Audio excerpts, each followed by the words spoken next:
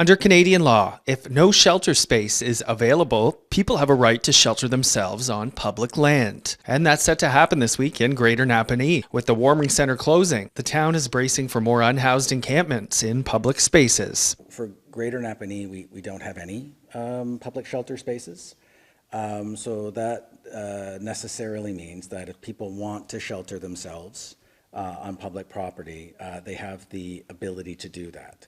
We do have the opportunity and ability to create some parameters around where that can happen, not if that can happen, but where. A new bylaw establishes sensitive use areas, meaning no encampments within set distances of playgrounds, schools, cemeteries, or long-term care facilities. Those unhoused individuals will be allowed to reside on public lands subject to a number of requirements. To manage the change, the town has boosted bylaw staffing, trained municipal workers in safe response practices, and expanded public education. We've been doing public education and as well as education for our partners on the encampment protocol.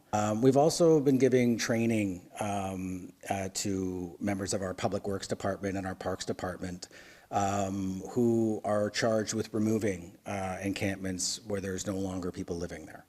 Enforcement won't be aggressive. It will start with patrolling, monitoring, and responding to complaints from residents. If residents want to report a concern, we have a tool on our website that they can use. If they select the option for encampments under bylaw enforcement, they will actually be able to drop right on a map exactly where the encampment is located, and they'll have a copy of this map here which shows where the prohibited zones are. Mayor Terry Richardson says the town is committed to keeping public spaces open and safe for everyone. They were fighting a little bit over our weight at this point, but anybody that knows anybody that comes from the town of Greater Napanee knows that we don't give in very easily, so we'll get there. The town says this is about safety and standards. Critics say it's a policy of optics over options.